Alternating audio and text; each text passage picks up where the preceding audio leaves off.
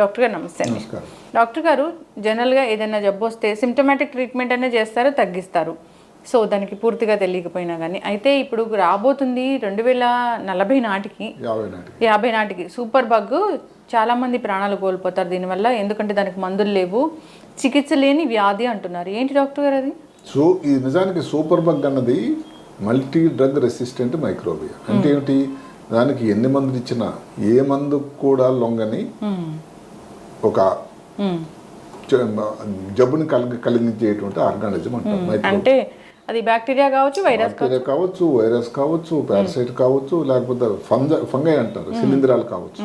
వీటన్నిటిని కలిపే ఇది గత కొన్ని శతాబ్దాలుగా ఇబ్బంది రోజుకు పెరుగుతూ ఉంది. ఎంతవరకు అంటే 2050కి దగ్గర ఒక 4 కోట్ల మంది జరిగిపోతారు అని ప్రపంచ ఆరోగ్య సంస్థ అంచనా. అదే కాకుండా ఈ మధ్య కాలంలో ప్రతి సంవత్సరానికి దగ్గర ఒక 10 మిలియన్ మంది జరిగిపోతున్నారు. ఎందుకు? ఒక ఇబ్బంది వచ్చింది, యూరిన్ ఇన్ఫెక్షన్ వచ్చింది, ఇంకేదైనా ఇన్ఫెక్షన్ వచ్చింది, బ్రెయిన్లో ఇన్ఫెక్షన్ వచ్చింది. దానికి ఇచ్చేది యాంటీబయాటిక్స్ కదా.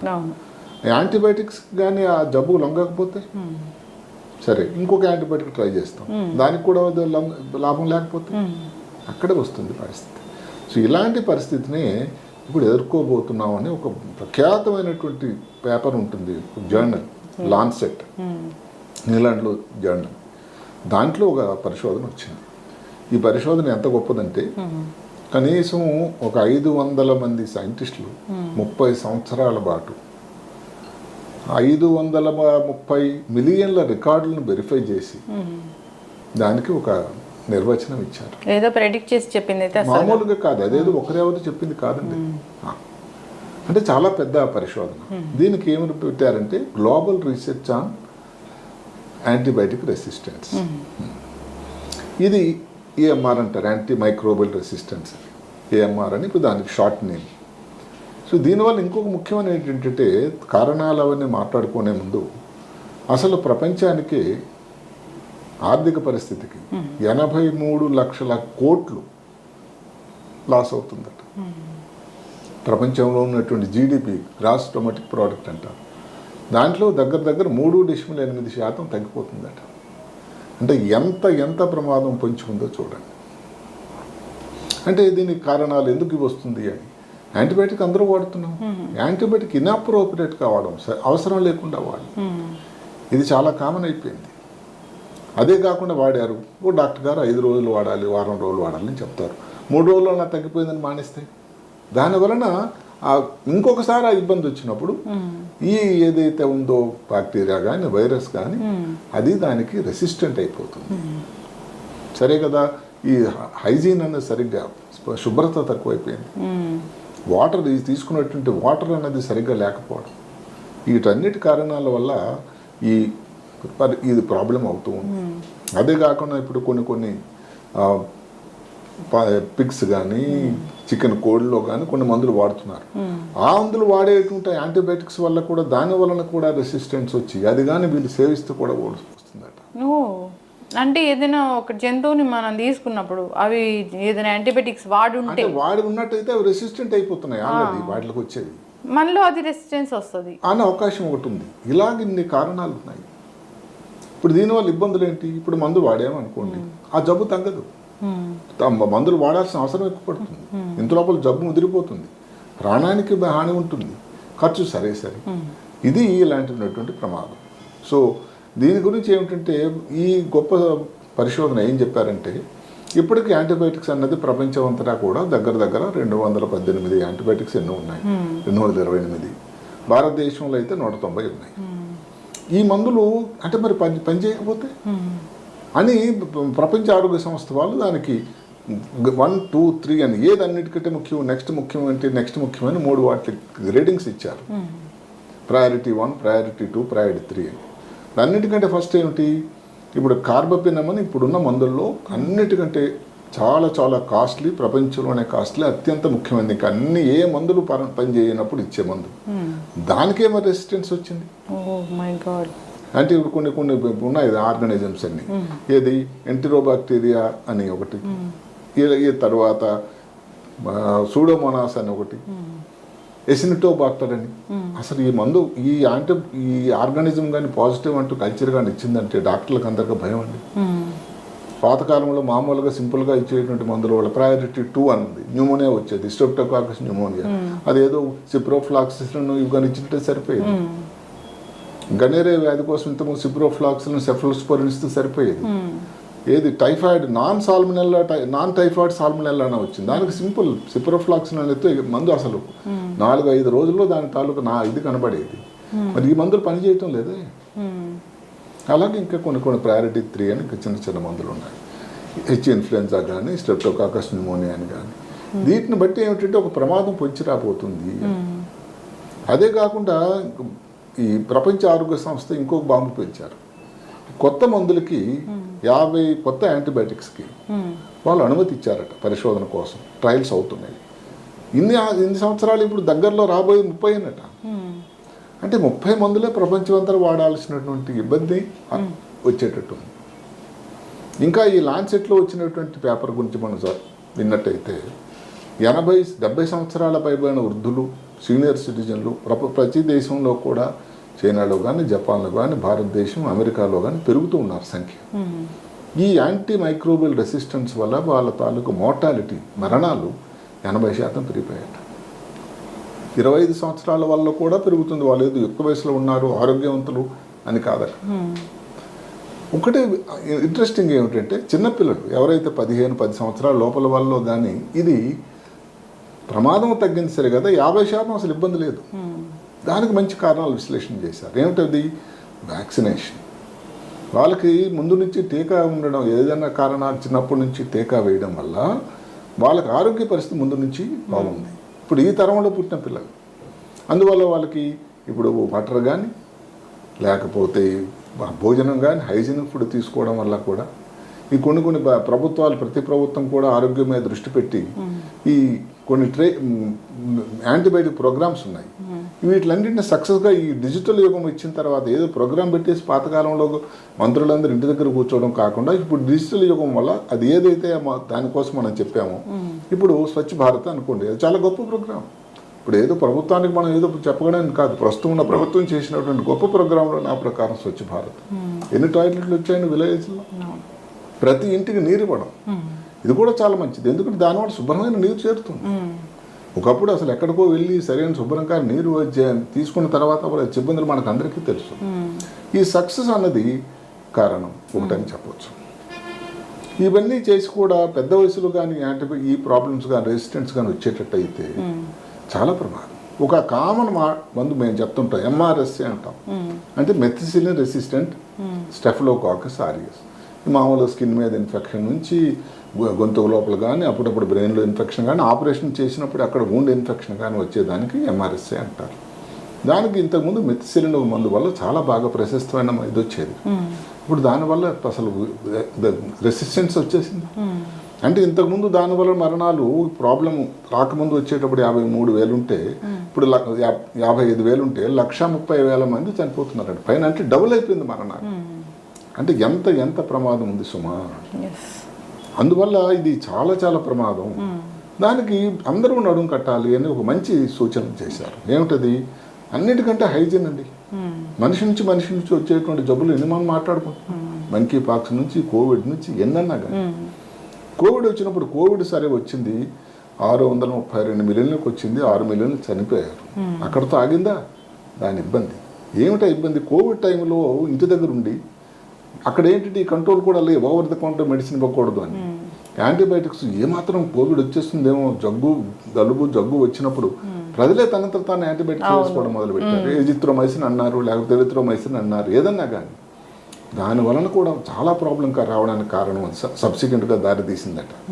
మిగతా అన్ని ఇబ్బందులు, స్ట్రోక్ వచ్చింది, బ్లడ్ ప్రెషర్ ఎక్కువ వచ్చింది, బ్రెయిన్ హెమరేజ్, అలాగైతే కోవిడ్ కాంప్లికేషన్ లాంగ్ కోవిడ్లో వచ్చిందో, ఇప్పుడు ఆ పర్యవసానం మనం చూడబోతున్నాం అని కానీ కూడా ప్రజల్లో భయం నెలకొని ఉంది. ఇప్పుడు మనిషి నుంచి మనిషి సంక్రమించే వ్యాధులకు దూరంగా ఉండాలి. మంకీపాక్స్ అని అనుకోండి, చెప్పినట్టు కోవిడ్ అనుకోండి. రెండోది, వాళ్ళకు తీసుకునేటువంటి ఫుడ్ అనేది చాలా చాలా నాసిరకం అయిపోయింది. జంక్ ఫుడ్ అంటూ వచ్చింది. దానివల్ల తీసుకున్నటువంటి భోజనం అంటే ఇప్పుడు ఎవరైతే కంపెనీలు సప్లై చేస్తున్నారో వాళ్ళ నుంచి మనం తప్పు పట్టడం, పేర్లు తీసుకోవడం కాకపోయినా అందులో వచ్చినటువంటి క్వాలిటీ ఫుడ్ పాతకాలంలో ఇంటి దగ్గర వండుకొని ఉండేటువంటి ఫుడ్ వల్ల లాగా ఉన్నదా? అందులో ఉన్న ఆయిల్ కానీ, షుగర్ కానీ, లేకపోతే సాల్ట్ కానీ ఎంత ఎక్కువ ఉంది, దానివల్ల కూడా ఇబ్బంది వచ్చేదానికి ఆస్కారం ఉంది. అదే కాకుండా మందులు వాడుతూ ఉన్నట్టయితే దానిని అనవసరంగా మందులు వాడేది. ఇప్పుడు జలుబు వచ్చిందని కొంతమంది యాంటీబయాటిక్స్ వాడుతూ ఉంటారు, అది సరైన ఆలోచన కాదు. 2 రోజులు 3 రోజులు దానికి జలుబు ఏముందనుకోండి, పాత చిన్నప్పటి నుంచి ఒక సేయింగ్ ఉంది, without medicine 7 days, with medicine 1 week. అంటే మరి 7 days అంటే బాగుంటుంది కదా, విత్ మెడిసిన్ అయితే రెండు ఒకటే కదండి. సో అలాంటి పరిస్థితుల్లో యాంటీబయాటిక్ ప్రతిదానికి వాడడం అనేది ఎంత సమంజసం కూడా ఆలోచించాలి. రెండవది ఇర్రెగ్యులర్గా వాడడం. ఇప్పుడు టీబీకే వచ్చిందనుకోండి, డాక్టర్లు మొత్తుకుంటూ ఉంటారు దీనికోసం ఇంత టైం ఉంది, గ్యాప్ ఉంది, నాకు తగ్గిపోయిందంటే 3 రోజులు నాకు అవసరం లేదు, మందు కొనుక్కొని ఇంటి దగ్గర పెట్టుకొని మందులు వాడని పరిస్థితులు ఉన్నాయి. సరే ఈ వాటర్ అనేది తాలూకు కంటామినేషన్ లేకుండా వాటర్ కానీ, లేకపోతే భోజనం మనం చెప్పుకున్నాం. అందరూ కూడా ఏమిటంటే డాక్టర్లు కానీ పేషెంట్లు కూడా మల్టీ డ్రగ్ రెసిస్టెన్స్ అన్నది ఒక ప్రాబ్లము, దీనివల్ల ముందు ప్రమాదం పొంచి ఉన్నది అందరూ గమనించాలి. అప్పుడే ఈ మందులన్నీ ఇలా వాడరు. ఇప్పుడు డెవలపింగ్ నేషన్స్ కానీ, లేకపోతే డెవలప్ అవుతున్న భారతదేశం లాంటి దేశాలు కానీ ఈ యాడ్స్ పెద్ద ఈ మందు చాలా గొప్ప మందు, ఈ యాంటీబయాటిక్ చాలా గొప్ప మందు అనేటువంటి యాడ్స్ కూడా కొంచెం తగ్గించాల్సింది, ప్రజల దృష్టి మీద, ఆరోగ్యం మీద దృష్టి పెట్టాల్సిన అవసరం కూడా వచ్చిందని ఒక మాట. లాస్ట్ ఏదైతే ఈ స్టడీ లాన్సెట్ స్టడీలో ఏమిటంటే ఫేజ్ థెరపీ అని ఒకటి వచ్చింది.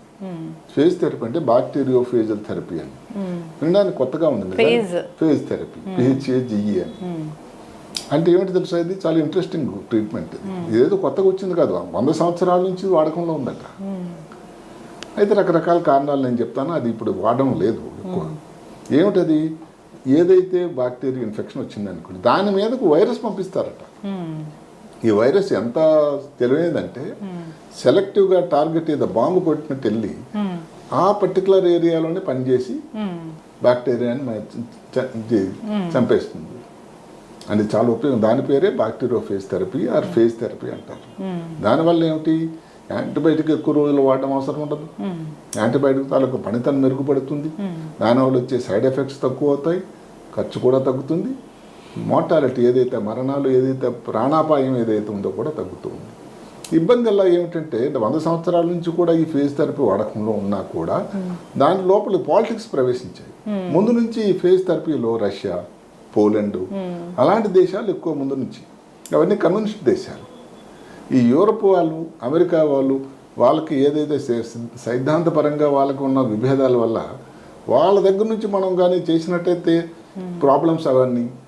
అదే కాకుండా దాని సేఫ్టీ, వైరస్ కదండి.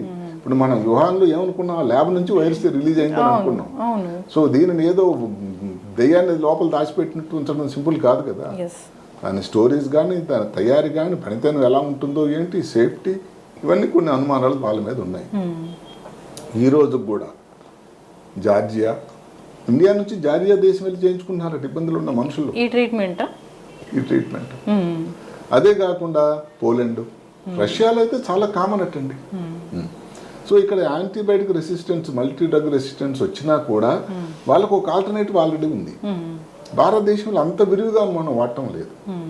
ఇక్కడ ఒక విటాలిస్ అనే కంపెనీ ద్వారా ఏం చేస్తున్నారంటే కంపాషనేట్ గ్రౌండ్స్, అండ్ అమెరికాలో కూడా ప్రస్తుతానికి అదే పద్ధతి. ఏమని, ఒక పేషెంట్కి అన్ని మందులు వాడారు, పేషెంట్ పరిస్థితి క్షీణిస్తూ ఉంది, ప్రమాదం అయిపోతుంది, ప్రాణాపాయం ఉంది. ఆ చుట్టాలు కానీ భారత ప్రభుత్వానికో, ప్రధానమంత్రికో, హెల్త్ మినిస్టర్ గారికి ఉత్తరం రాస్తే కంపాషనేట్ గ్రౌండ్స్ అంటే ఇప్పుడు ఇతనికి ఇంకొక ఉపాయం లేదు, అతను ఆ విధంగానైనా ప్రాణం బచాయించుదామన్న ఆలోచనతో కంపాషనేట్ ఫేజ్ థెరపీ అని ఒక మాట వచ్చింది. దాన్ని బట్టి కొంతమంది పేషెంట్లు వాళ్ళు పర్మిషన్ ఇస్తున్నారట, అలాగే కొంతమంది బతికిన వాళ్ళు కూడా ఉన్నారు. కానీ అదంతా ఎప్పుడన్నా ఎంతమంది జరుగుతుంది, అంటే కాస్ట్ కూడా చాలా ఎక్కువ. అంత దాకా వచ్చిందంటే వాళ్ళకి రెసిస్టెన్స్ వచ్చిందా డాక్టర్ గారు? మరి అంతే కదా. అసలు అంటే మామూలు వాడకం ఏదైతే రొటీన్గా వాడేటువంటి యాంటీబయాటిక్స్ చెప్పిన స్టార్టింగ్ మీరు పెన్సిలిన్ తీసుకుని తర్వాత యాంపిసిలిన్, టెట్రాసైక్లిన్ ఇవన్నీ వాడి సెఫ్లోస్పోరిన్స్ వచ్చాయి, ఇప్పుడు కార్బోపెనమన్ వచ్చింది. ఏ మందులు కూడా పని చేయని పరిస్థితి ఉంటే కదండి అప్పుడే ఈ ఫేజ్ థెరపీ. ఒక సిట్టింగ్కి ఏదో $4,000 అట. ఆ తర్వాత ఇంకా మళ్ళీ మళ్ళీ నెలలకి మధ్యలో ఒక $1,000 ఖర్చు పెట్టాలి. ఎక్కడి $1,000 ఒక $1,000 అంటే ఇండియాలో కరెన్సీలో ఎంత ఖర్చు. అందువల్ల ఫేజ్ థెరపీ అనేది ఒక మాట వాళ్ళు మాటలో రాసి అందులో ఒక రైటర్ తన భర్తకే ఇబ్బంది వస్తే ఇది అమెరికా ప్రభుత్వం వారు కంపాషనేట్ గ్రౌండ్స్ మీద ఫేస్ థెరపీకి పర్మిషన్ ఇచ్చారట. సో దానివల్ల ఆయన బయటపడ్డాడు, అదృష్టవంతుడు.